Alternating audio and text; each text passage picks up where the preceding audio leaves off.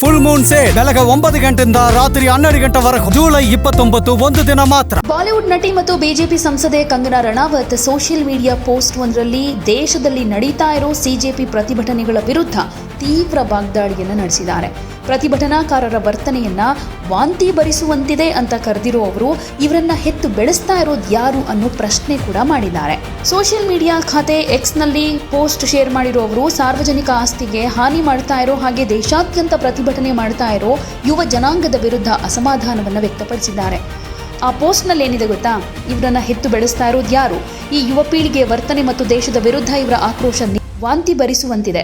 ದೇಶವನ್ನ ನಾಶ ಮಾಡೋದಕ್ಕೆ ಹೊರಟಿರೋ ಇಂತಹ ಜನರಿಗೆ ದೇಶದ ಆಸ್ತಿಯ ಮೇಲೆ ಯಾವುದೇ ಗೌರವ ಇಲ್ಲ ಅಂತ ತರಾಟೆಗೆ ತೆಗೆದುಕೊಂಡಿದ್ದಾರೆ. ಈ ಪ್ರತಿಭಟನೆಗಳ ಹಿಂದೆ ಕೆಲವು ರಾಜಕೀಯ ಶಕ್ತಿಗಳ ಪ್ರಚೋದನೆ ಇದೆ ಅಂತ ಆರೋಪ ಮಾಡಿರುವವರು ದೇಶದ ಯುವಕರು ಹಾದಿ ತಪ್ತಾ ಇದ್ದಾರೆ ಅಂತ ಕಳವಳ ವ್ಯಕ್ತಪಡಿಸಿದ್ದಾರೆ. ಸಣ್ಣ ಮಟ್ಟದಲ್ಲಿ ಇಂತಹ ಧೋರಣೆಗಳನ್ನ ಹತ್ತಿಕ್ಕಬೇಕು, ಹಾಗೆ ಸಾರ್ವಜನಿಕ ಶಾಂತಿಗೆ ಭಂಗ ತರೋರ ವಿರುದ್ಧ ಕಠಿಣ ಕ್ರಮ ಕೈಗೊಳ್ಳಬೇಕು ಅಂತಾನೂ ಒತ್ತಾಯ ಮಾಡಿದ್ದಾರೆ. ಇದರ ಜೊತೆಗೆ ಮಾಧ್ಯಮಗಳ ಜೊತೆ ಮಾತನಾಡ್ತಾ ನಮ್ಮ 75 ವರ್ಷದ ಪ್ರಧಾನಮಂತ್ರಿಯನ್ನ ಗುರಿ ಮಾಡಿಕೊಂಡು ದಾಳಿ ಮಾಡಿದ್ದಾರೆ. ಅವರ ದಿವಂಗತ ತಾಯಿ ಬಗ್ಗೆ ಅತ್ಯಂತ ಅಸಭ್ಯ ಹಾಗೆ ನಿಂದನೀಯ ಪದಗಳನ್ನ ಬಳಸಿದ್ದಾರೆ. ನಾವು ವಿದ್ಯಾರ್ಥಿ ಪ್ರತಿಭಟನೆಗಳಲ್ಲಿ ಭಾಗವಹಿಸಿದೀವಿ, ಆದ್ರೆ ಇವರು ಯಾವ ರೀತಿ ವಿದ್ಯಾರ್ಥಿಗಳು, ಇವರು ಬಳಸ್ತಾ ಇರೋ ಅಶ್ಲೀಲ ಭಾಷೆ ಯಾವ ರೀತಿಯದ್ದು, ಇವರು ವಿದ್ಯಾರ್ಥಿಗಳ ತರ ಕಾಣಿಸ್ತಾರಾ? ಭವಿಷ್ಯದಲ್ಲಿ ಈ ವ್ಯಕ್ತಿಗಳಿಗೆ ಸುಪ್ರೀಂ ಕೋರ್ಟ್ನ ವಕೀಲರು ಅಥವಾ ಕಾನೂನು ನೆರವು ಬೇಕಾದ್ರೆ ಅದಕ್ಕೆ ಅವರ ಪೋಷಕರು ವೆಚ್ಚ ಭರಿಸೋದಕ್ಕೆ ಸಾಧ್ಯ ಆಗುತ್ತಾ? ಅವರಿಗಂತೂ ಸ್ವತಃ ಅದನ್ನು ಭರಿಸೋ ಸಾಮರ್ಥ್ಯ ಇಲ್ಲ. ನಾವು 16ನೇ ವಯಸ್ಸಿನಿಂದಲೇ ನಮ್ಮ ವೃತ್ತಿ ಜೀವನವನ್ನು ಕಟ್ಕೊಂಡಿದ್ದೀವಿ.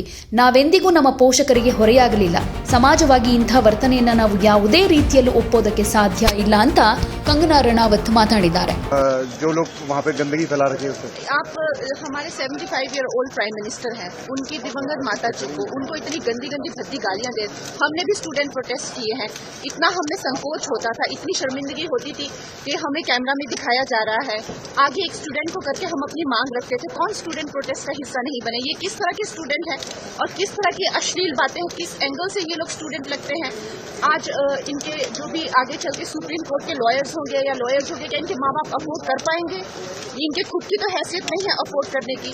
और हमें ये अब ट्रोल करे चाहे कुछ भी करे, 16 ईयर ओल्ड से जो है हम अपना करियर बना रहे हैं, माता पिता पर कभी बोझ बनकर नहीं रहे. और जिनके माता पिता बहुत ही कंजर्वेटिव है, हम जानते हैं कि हमारे हिंदुस्तानी समाज कैसा है. उनकी बेटियां ऐसे इतनी गंदी गंदी भाषा में बात कर रही हैं, समाज में उनकी क्या इज्जत रह जाएगी और उनको किस तरह की विपरीत परिस्थितियों का सामना करना पड़ेगा? क्या ये सोचते हैं क्या हम लोग as a society this is not acceptable to us in any.